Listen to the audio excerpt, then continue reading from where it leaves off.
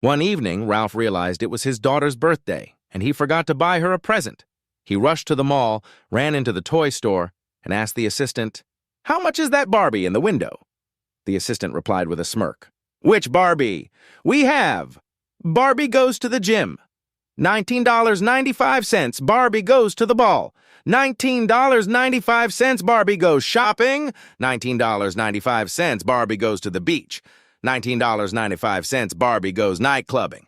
$19.95, and divorced Barbie, $265. Ralph was surprised.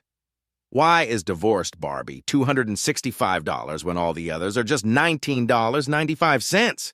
The sales lady smiled and said, "That's easy. Divorced Barbie comes with Ken's house, Ken's car, Ken's boat, and Ken's furniture." A man walks out to the street and catches a taxi just going by. He gets into the taxi and the cabbie says, "Perfect timing. You're just like Frank." Passenger: "Who?" Cabbie: "Frank Feldman. He's a guy who did everything right all the time." Passenger: "There are always a few clouds over everybody." Cabbie: "Not Frank Feldman. He was a terrific athlete. He could have won the Grand Slam in tennis. He could golf with the pros. He sang like an opera baritone and danced like a Broadway star, and you should have heard him play the piano. He was an amazing guy." Passenger: "Sounds like he was really something special." Cabbie: "There's more. He had a memory like a computer. He remembered everybody's birthday. He knew all about wine, which foods to order, and which fork to eat them with. He could fix anything. Not like me. I change a fuse and the whole street blacks out. But Frank Feldman could do everything right every single time."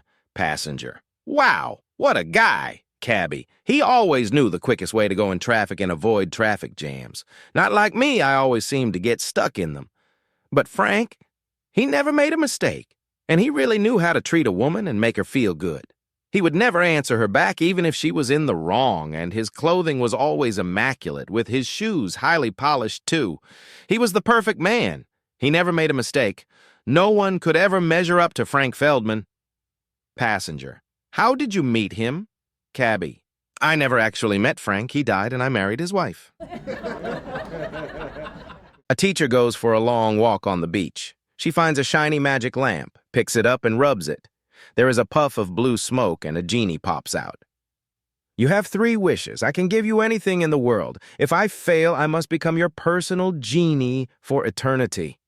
The teacher thinks for a moment and says, "For my first wish, I want jewels. Silver, gold, platinum, whatever you have." Poof! The jewels appear. "For my second wish, I want karma. Lots of karma." Poof! The karma appears. The genie stares at the teacher, waiting for the third wish. "I can give you anything in the world," he says again. The teacher thinks for a long time. "As a teacher, I always hated careless mistakes from my students. I noticed that I accidentally wrote a lamb instead of a lamp. Please correct my mistake." The genie moaned in anguish. "This is Reddit," he shouted. "Once you post it, you can't edit the title." "In that case," the teacher smiled, "it looks like I've got myself a genie for eternity." An old man calls his son and says, "Listen, your mother and I are getting divorced. 45 years of misery is enough." "Dad, what are you talking about?" the son screams.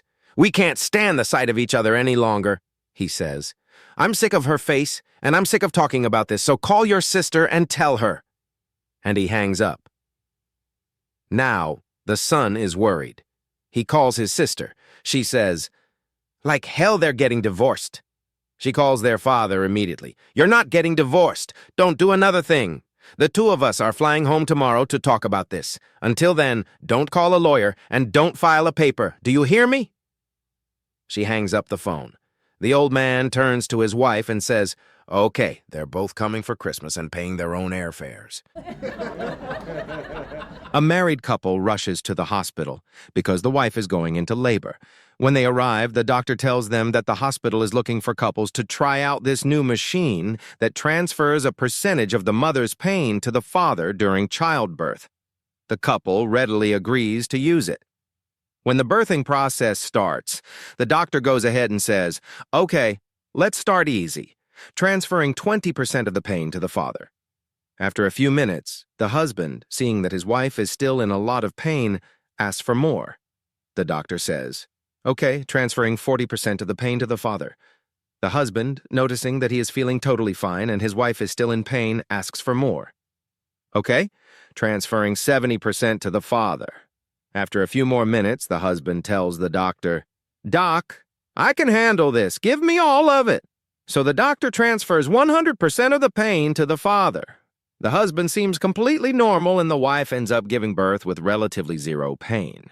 Happily, the couple heads home. When they arrive, they find the mailman dead on the porch. A boy named Carol had a particularly rough childhood because of his uncommon name.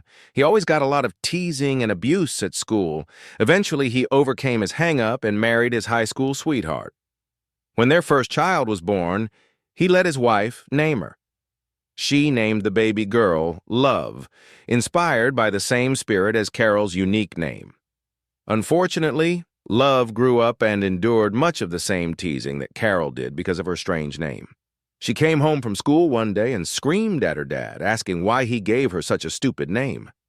Carol took the blame to protect his wife and apologized. In a fit of rage, Love shot him with her dart gun and ran away. Minutes later, Carol's wife came home and saw him lying on the ground. "What happened?" she asked, running to him. He waved her closer and whispered, "Shot through the heart. And you're to blame, darling. You gave Love a bad name." A married couple had a son in his late 20s still living at home. The parents were concerned that their son showed a disinterest in pursuing, settling down, and getting on with his life. The son was working at his part-time job at a pizza place. The dad at home said, "I have an idea." He laid out a handful of $100 bills, a Bible, and a bottle of whiskey. His wife said, "What's this for?" The husband, "This will give us an idea of what path our son will take. If he takes the money, he's going to be a successful businessman. If he takes the Bible, he's going to be a preacher. But if he takes the whiskey, our son will be a deadbeat drunkard." With the son coming home any minute, the couple hid in the closet to see which item their son would choose. The son comes home and sees the items lying on the table. He grabs the wad of cash, skims through it, and puts it in his pocket. He grabs the Bible, skims through it for a good while, and puts it in his back pocket. He grabs the bottle of whiskey, opens it, smells the aroma as if it were a fine wine, then drinks half the bottle and takes it with him as he leaves the room. "Now what?" the wife asked. "Our son took them all." "It's even worse than I thought," the father replied. "He's going to be a politician." A business was looking for office help and puts a sign on the window. The sign reads, "Help wanted.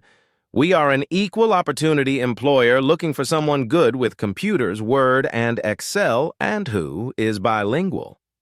One day, a dog walks up, sees the sign, and goes inside. He looks at the receptionist, looks back at the sign, and barks.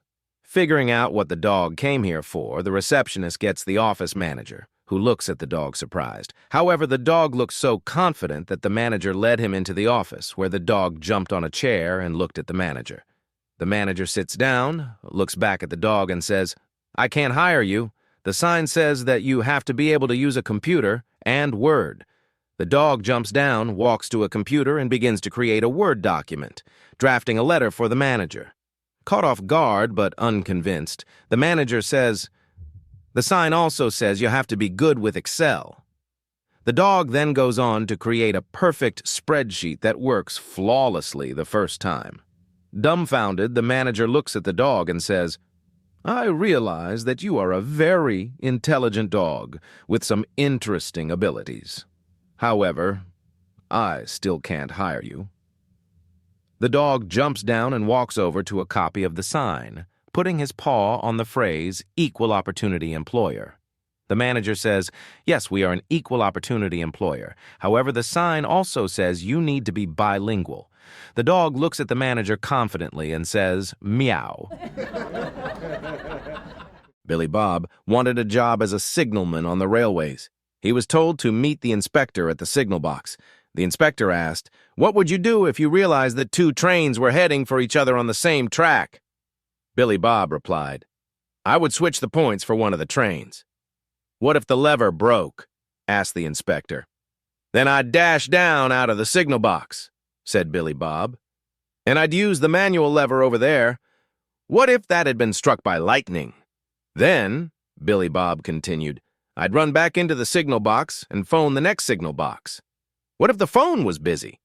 Well, in that case, persevered Billy Bob, I'd rush down out of the box and use the public emergency phone at the level crossing up there. What if that was vandalized? Oh, well then, I'd run into town and go get my Uncle Lester. This puzzled the inspector, so he asked, Why would you do that? Billy Bob answered, Well, Uncle Lester has never seen a train wreck. A woman goes on a business trip overseas, leaving her husband behind to look after the house and kids. After a few days, she calls up to see how everything is. Everything's fine, he says. The kids are finally sleeping okay without you here, and my boss has given me an extra week off until you're back. Oh, I forgot to say the cat's dead. She was hit by a car. What? Says the wife. Are you serious? Why couldn't you have broken it to me more gently? How do you mean? You know how much I loved her. You could have lied to me and just built it up gradually. Like you could have said she was stuck on the roof, and then tomorrow told me that the fire brigade was coming over to rescue her, and the day after that she'd fallen and broken her leg, and then on Friday you could tell me that she passed peacefully in her sleep. Don't just blurt out, the cat's dead. The man apologizes, and his wife hangs up, angry at him. After a few days, she calls back to apologize. I'm sorry I snapped, she says. These meetings have just been really stressful. How are you all doing? We're all good here, says the man. Johnny got a certificate for swimming 100 meters, and Molly says she wants a pony for Christmas. Oh, I nearly forgot. Your mom is stuck on the roof. A man was away on a business trip and decided to call his wife to let her know he had arrived safely. A little girl picks up the phone. Hello? Hi, honey, this is Daddy. Is Mommy near the phone? Daddy asks. No, Daddy. She's upstairs in the bedroom with Uncle Paul. After a brief pause, Daddy says, But honey, you haven't got an Uncle Paul. Oh, yes, I do. And he's upstairs in the room with Mommy right now. Dad takes a second to process this, then speaks. Okay, then this is what I want you to do. Put the phone down on the table, run upstairs, knock on the bedroom door, and shout to Mommy that Daddy's car just pulled into the driveway. A few minutes later, the little girl comes back to the phone. I did it, Daddy. And what happened, honey? He asked. Well, Mommy got all scared, jumped out of bed with no clothes on, and ran around screaming. Then she tripped over the rug and hit her head on the dresser, and now she isn't moving at all. Oh my God, what about Uncle Paul? He jumped out of the bed with no clothes on, too. He was all scared, and he jumped out of the back window and into the swimming pool. But I guess he didn't know that you took out the water last week to clean it. He hit the bottom of the pool, and I think he's dead. A long, silent pause. Then Daddy says, a swimming pool? Is this 418 to 6,819 inches?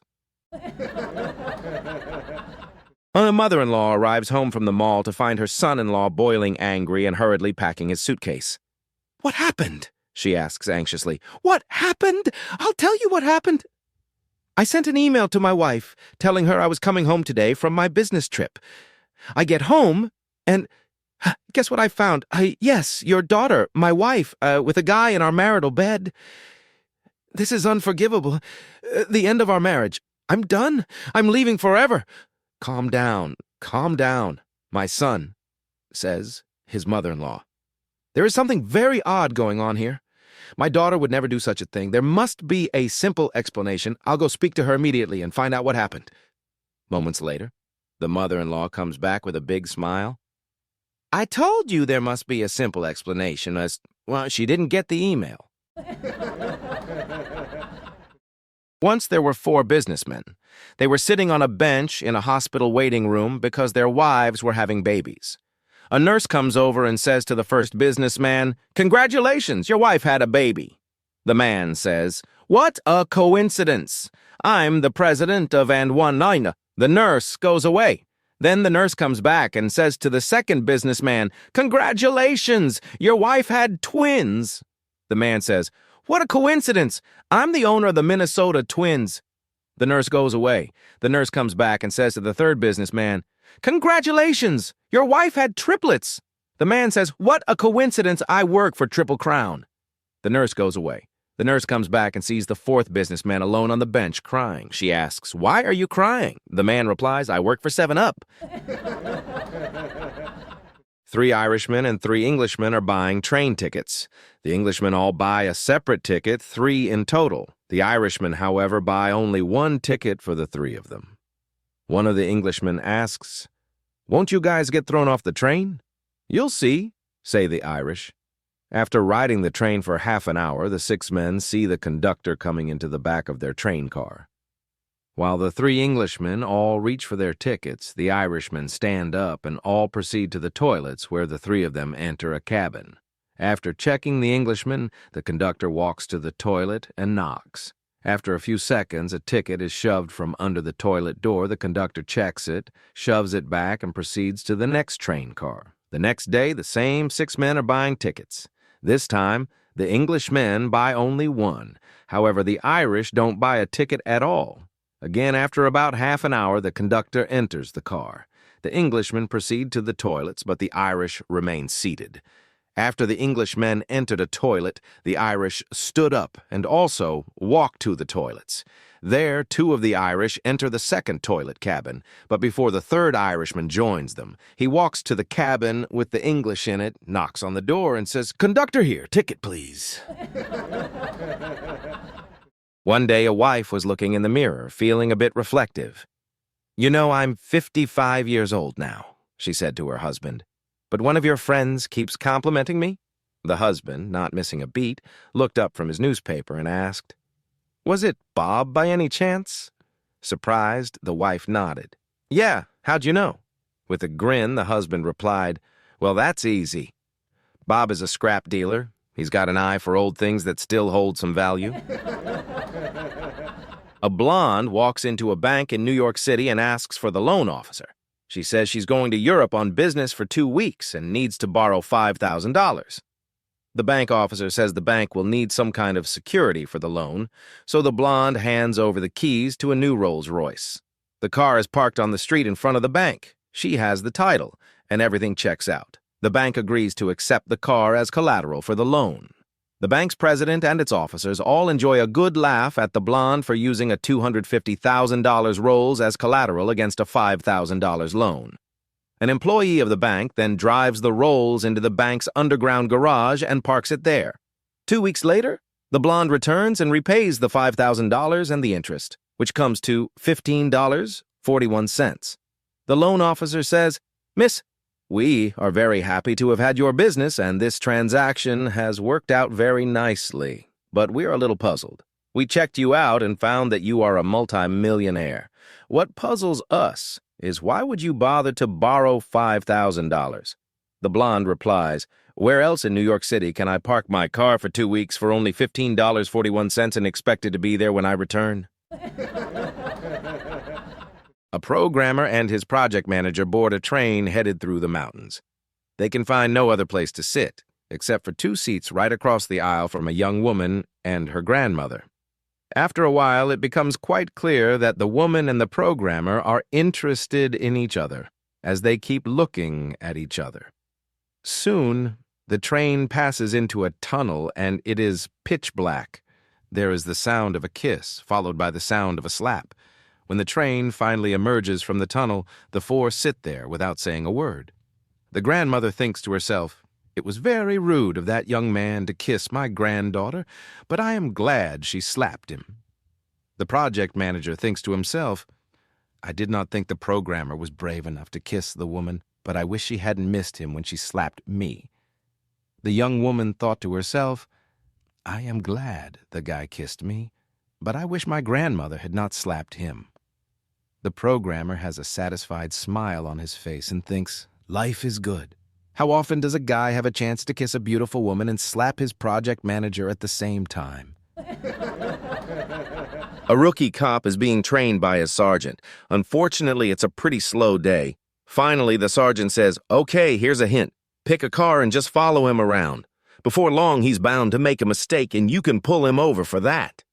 So the sergeant selects a car and starts following it. Unfortunately, it doesn't work. The car is being driven perfectly. Every stop is a full stop. Every turn is signaled. Every speed limit is followed precisely. There is just nothing to justify pulling this car over. Finally, the sergeant just decides to flip on the lights and pull the car over. He tells his trainee to stay in the cruiser and walks up to the car. "Sir, I just want to compliment you.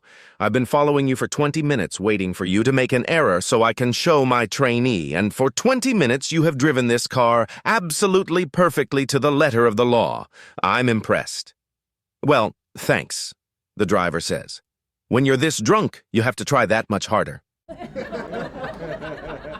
When NASA was preparing for the Apollo project, they did some astronaut training on a Navajo Indian reservation.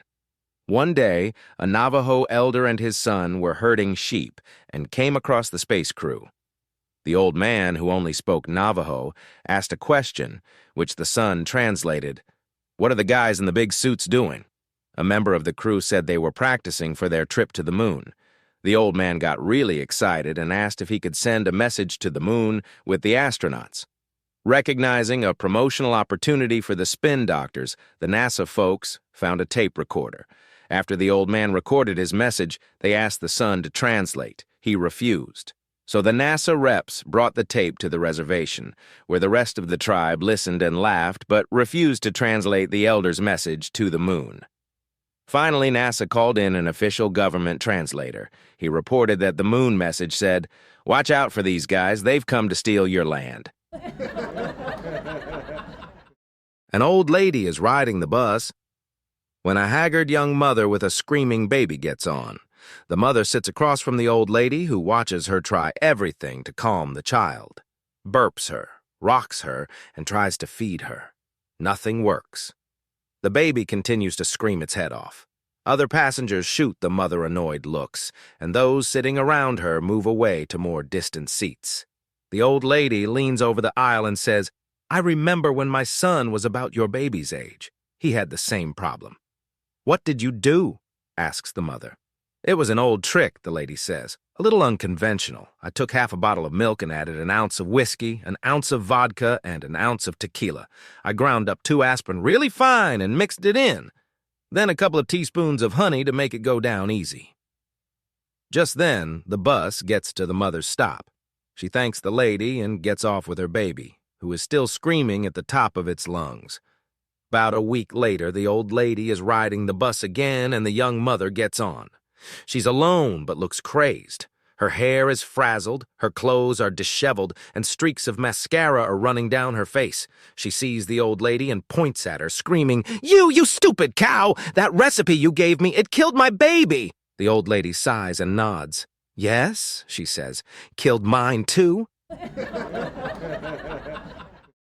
As a butcher is shooing away a dog from his shop, he sees a $25 bill and a note in his mouth that reads, 10 pork chops, please. Amazed, he takes the money, puts a bag of 10 pork chops in the dog's mouth, and quickly closes the shop. He follows the dog and watches him wait for a green light, look both ways, and trot across the road to a bus stop. The dog checks the bus schedule and sits on the bench when a bus arrives, then boards the bus. The butcher follows, dumbstruck. After a while, the dog stands on his back legs to pull the yellow stop cable. The butcher follows him off the bus. The dog runs up to a house and drops his bag on the step. He goes back down the path, takes a big run, and throws himself whap! Against the door. He does this again and again. No answer. So he jumps on a wall, walks around the garden, beats his head against a window, jumps off, and waits at the front door. A big guy opens it and starts cursing and shouting at the dog. The butcher runs up and screams at the guy. "What the hell are you doing? This dog is a genius." The owner responds, "Genius, my ass. It's the second time this week he's forgotten his keys." A gorgeous blonde is trying to board a city bus, but her dress is so tight it won't allow her to lift her leg high enough to reach the first step. She reaches back and unzips the dress a few inches to allow more flexibility. She tries again, but it still isn't enough. She unzips a little more, starting to worry that she'll give the people behind her a show. But it still isn't enough. She reaches back and unzips a third time, but before she can try the step, a man behind her gently wraps his arms around her waist and lifts her onto the bus. She turns around. "What gives you the right to hug me?" and launches into a tirade about the oppression of women by the patriarchy. The man calmly waits for her to finish and replies, "Well, sweetheart, after you undid my fly for the third time, I figured we were close enough friends for me to lift you onto the bus." Mitch was at the racetrack, losing badly when he noticed a priest step onto the track and bless the forehead of a horse lining up for the fourth race. To Mitch's surprise, the long-shot horse won.